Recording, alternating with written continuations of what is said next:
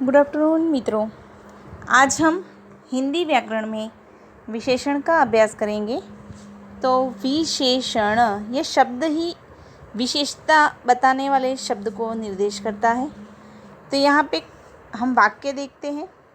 पहला वाक्य, अवंती एक हंसमुख व्यक्ति था। तो ये जो वाक्य है उसमें अवंती की विशेषता दर्शाई गई है। अवंती कैसा व्यक्ति था? तो वो है शब्द, उसका जवाब मिलता है हंसमुख। उसी प्रकार दूसरा वाक्य, उसका कंठ मधुर है। तो उसका कंठ कैसा है, यह सवाल पूछने पर जवाब मिलता है मधुर। तो तीसरा वाक्य, माँ ने 3 सवाल पूछे। तो यहाँ पे प्रश्न आप पूछ सकते हैं, सवाल तो पूछिए किंतु कितने, माँ ने कितने सवाल पूछे? तो जवाब मिलता है 3। आगे, मैंने थोड़ा पानी पिया किंतु कितना? तो थोड़ा। तो प्रश्न है मैंने कितना पानी पिया? तो जवाब मिलता है थोड़ा। उसी तरह वह बहादुर है। तो वह कैसा है? तो जवाब क्या मिलेगा? बहादुर। तो ये जो सारे जवाब मिले आपको प्रश्न पूछने पर, जो विशेषता बताते थे, वो सारे जवाब जैसे हंसमुख, मधुर, 3, थोड़ा, बहादुर, ये 5 शब्द विशेषण है। तो इस प्रकार जो शब्द संज्ञा या सर्वनाम की, संज्ञा मतलब नाम और सर्वनाम मतलब जो संज्ञा के स्थान पे प्रयोग में आता है वो सर्वनाम, बराबर। जैसे यहाँ पे वह कैसा है, तो वह ये सर्वनाम है। और जैसे अवंती कैसा व्यक्ति था, तो अवंती ये क्या था? एक संज्ञा है, व्यक्तिवाचक संज्ञा। तो इस तरह परिभाषा इस तरह से होगी, जो शब्द संज्ञा या सर्वनाम की विशेषता सूचित करता है उसे विशेषण कहते हैं। આપણે શોર્ટમાં કહીએ તો વિશેષતા બતાવવાવાળો શબ્દ એટલે વિશેષણ। જે સંજ્ઞા અથવા સર્વનામની વિશેષતા બતાવે એને વિશેષણ કહેવાય। तो बेटा, विशेषण के 4 भेद का अर्थ होता है प्रकार। विशेषण के 4 प्रकार हैं।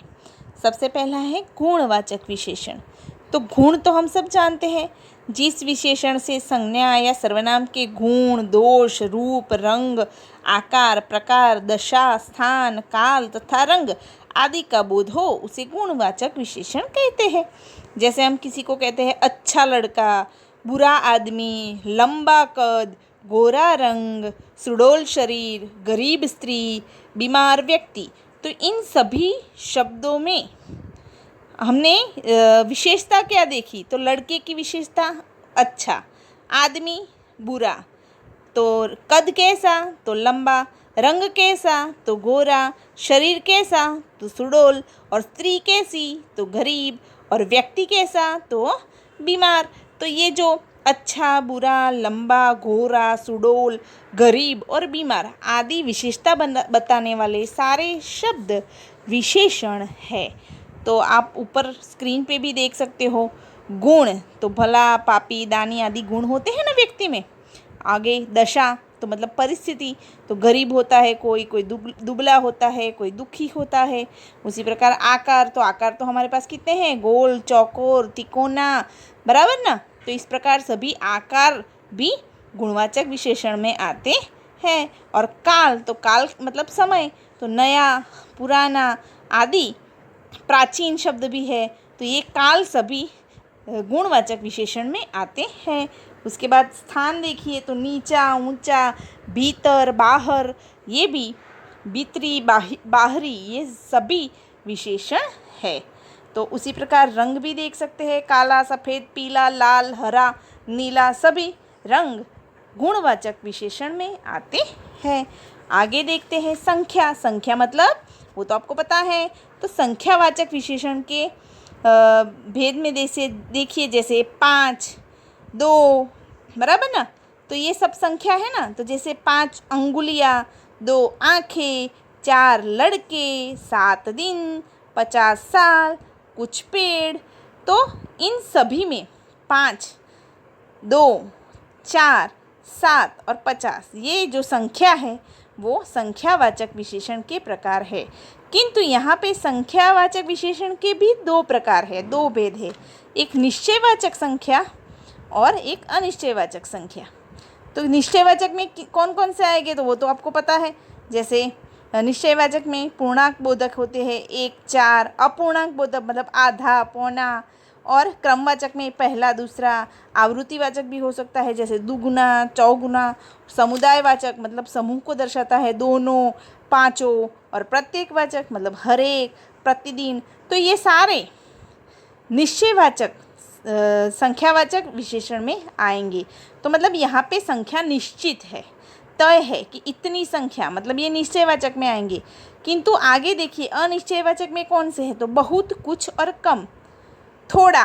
ये शब्द जो है ना, बहुत, कुछ, थोड़ा, कम, ज़्यादा, इसमें कोई संख्या तय नहीं है, कोई अंक नहीं है हमारे पास, इसलिए उसे अनिश्चय संख्यावाचक विशेषण कहते हैं, जिसमें न तय नहीं है, संख्या तय न होना, इस वजह से उसे अनिश्चयवाचक संख्यावाचक विशेषण कहते हैं। तो इसी प्रकार आगे का देखते हैं परिमाणवाचक विशेषण। परिमाण का अर्थ होता है माप। तो जो विशेषण संज्ञा का परिमाण मतलब कि उसका वजन हो, तौल हो, माप हो, उसकी जानकारी देना, उसे परिमाणवाचक विशेषण कहते हैं। जैसे कि 2 लीटर, तो कितने लीटर? 2 लीटर, बराबर ना। तो 2 लीटर तेल, 5 मीटर कपड़ा, 2.5 घंटा, थोड़ा दूध, 2 किलो शक्कर आदि सभी परिमाणवाचक विशेषण में आते हैं। तो उसी प्रकार परिमाणवाचक विशेषण मतलब जो माप दर्शाता है उसे परिमाणवाचक विशेषण, जैसे किलो में हो, लीटर में हो आदि जो माप है वो सारे माप परिमाणवाचक विशेषण में आएंगे। परिमाणवाचक विशेषण, परिमाण का अर्थ होता है माप। ओके, तो अब आगे सार्वनामिक विशेषण। तो सार्वनामिक विशेषण में आप देखिए, जो सर्वनाम संज्ञा के पहले आकर उसकी विशेषता बताता है उसे सार्वनामिक विशेषण कहते हैं। तो बेटा हम आगे ही पढ़े सर्वनाम के बारे में। तो जो सर्वनाम है और सर्वनाम होने पर संज्ञा की विशेषता बताता है। जैसे वाक्य देखिए, वह पेड़ आम का है, तो यहाँ पे आम संज्ञा है और उसके पहले आने वाला सर्वनाम मतलब वह पेड़ आम का है, तो वह ये सार्वनामिक विशेषण है। उसी प्रकार दूसरा वाक्य देखिए, यह कमरा नया है, तो यहाँ पे संज्ञा कौन सी है? कमरा, और उसके पीछे पहले आके जो हमें उसकी विशेषता बताता है वो है यह कमरा। तो आगे आकर जो संज्ञा के पहले आकर उसकी विशेषता बताए उसे सार्वनामिक विशेषण मतलब यह भी सार्वनामिक विशेषण है। तो आगे है मेरा घर पास में ही है, तो यहाँ पे घर ये शब्द संज्ञा है और उसके आगे आने वाला सर्वनाम मेरा, तो ये घर की विशेषता दर्शाता है, इसलिए मेरा ये सार्वनामिक विशेषण है। उसी प्रकार आपकी पुस्तक मेज पर है, उसमें आपकी यह सार्वनामिक विशेषण है। तो बच्चों आगे नीचे विशेषण बनाने वाले कुछ प्रत्यय और उनसे बने विशेषण दिए गए हैं। तो यहाँ पे प्रत्यय लगने से मूल शब्द के पीछे, प्रत्यय हमेशा कहाँ लगता है? पीछे। तो मूल शब्द के पीछे प्रत्यय लगने से नए विशेषण बनते हैं। तो उसके लिए जो पूरा कोष्टक है आपको दिया गया है, आपको इस कोष्टक को ध्यान से पढ़ना है। तो पहला जो है वो आगे मतलब कोष्टक में जो पहली लाइन है वो है प्रत्यय की। तो जैसे कि प्रत्यय कैसे होते हैं, तो ये सुहाना शब्द मूल शब्द के पीछे अवना यह प्रत्यय लगता है तो नया शब्द बनता है सुहावना। उसी प्रकार लुभाना तो लुभावना, डराना तो डरावना, ये अवना प्रत्यय लगने से बनने वाले शब्द है। उसी प्रकार आप देख सकते हैं अलग अलग प्रत्यय से नए नए शब्द बन रहे हैं। जैसे ऊपर देखिए इन, तो रंग के पीछे इन शब्द, इन प्रत्यय लगने से रंगीन ऐसा नया विशेषण बनता है। उसी प्रकार शौक के पीछे इन प्रत्यय लगने से शौकीन ये विशेषण बनता है।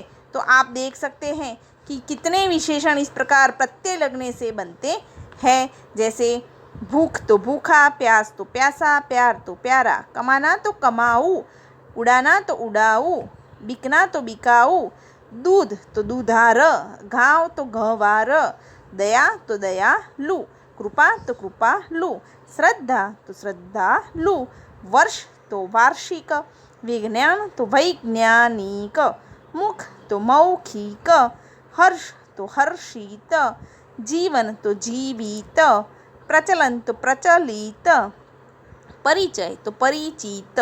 उसी प्रकार नीचे भी आप देख सकते हैं। उसके अलावा ऊपर देखिए, दर्शन दर्शनीय, भारत भारतीय, स्मरण स्मरणीय, वर्णन वर्णनीय, रस रंग तो रंगीला, रस तो रसीला, विष तो विषैला, जान तो जानदार, माल तो मालदार, और आराम तो आराम देह, नुकसान तो नुकसान देह।